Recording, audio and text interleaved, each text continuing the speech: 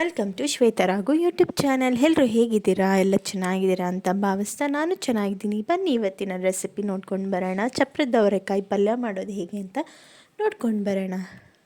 ಸಿಂಪಲ್ಲಾಗಿರುತ್ತೆ ಮತ್ತು ಕ್ವಿಕ್ಕಾಗಿ ಆಗೋಗುತ್ತೆ. ಚಪಾತಿಗೆ, ದೋಸೆಗೆ ಎಲ್ಲದಕ್ಕೂ ತುಂಬ ಚೆನ್ನಾಗಿರುತ್ತೆ ಕಾಂಬಿನೇಷನ್ ಆಗಿ. ನೋಡಿ, ನಾನೀಗ ಚಪ್ರದ ಅವರೆಕಾಯಿನ ಕಟ್ ಮಾಡಿ ತೊಳ್ಕೊಂಡು ರೆಡಿ ಮಾಡಿ ಇಟ್ಕೊಂಡಿದ್ದೀನಿ.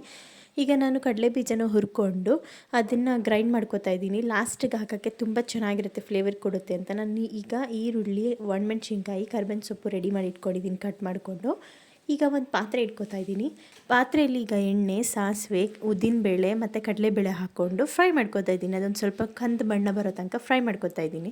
ಫ್ರೈ ಮಾಡ್ಕೊಂಡ್ಮೇಲೆ ಈಗ ನಾನು ಈರುಳ್ಳಿ, ಒಣಮೆಣ್ಸಿನ್ಕಾಯಿ ಮತ್ತು ಕರ್ಬೇವಿನ ಸೊಪ್ಪೆಲ್ಲ ತೊಗೊಂಡಿದ್ನಲ್ವ ಅದನ್ನು ಹಾಕ್ಕೊಂಡು ಫ್ರೈ ಮಾಡ್ಕೊತಾ ಇದ್ದೀನಿ. ಅದೆಲ್ಲ ಒಂದು ಸ್ವಲ್ಪ ಗೋಲ್ಡನ್ ಬ್ರೌನ್ ಬರೋ ತನಕ ಫ್ರೈ ಮಾಡ್ಕೊತಾ ಇದ್ದೀನಿ.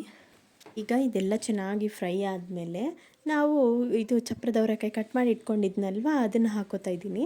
ಹಾಕ್ಕೊಂಡು ಚೆನ್ನಾಗಿ ಮಿಕ್ಸ್ ಕೊಡ್ಕೊಳ್ಳೋಣ.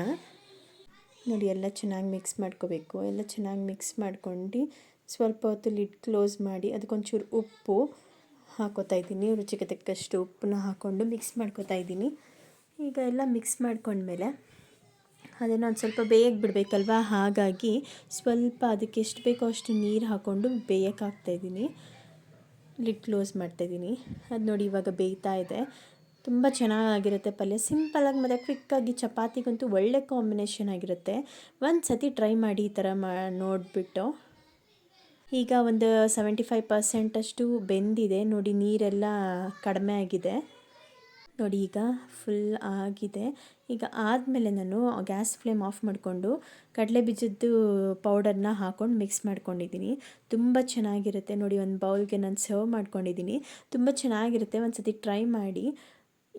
ಏನಪ್ಪ ಮಾಡೋದು ಅನ್ನೋ ಟೈಮಲ್ಲಿ ಲಂಚ್ ಬಾಕ್ಸ್ಗೆ ಇಲ್ಲ ಟಿಫನ್ಗೆ ಏನಾದರೂ ಮಾಡಬೇಕು ಅಂತ ಅಂದಾಗ ಈಗ ಪಟ್ ಅಂತ ಮಾಡ್ಕೊಂಡು ಬಿಡ್ಬೋದು. ನೋಡಿ, ನಾನೀಗ ಚಪಾತಿಗೆ ಮಾಡ್ಕೊಂಡಿದ್ದೀನಿ. ಸಖತ್ತಾಗಿತ್ತು, ತುಂಬ ಚೆನ್ನಾಗಾಗಿತ್ತು. ಒಂದು ಸತಿ ಟ್ರೈ ಮಾಡಿ. ನಿಮಗೇನಾದರೂ ಈ ರೆಸಿಪಿ ಇಷ್ಟ ಆದರೆ ಟ್ರೈ ಮಾಡಿ ಒಂದು ಸತಿ.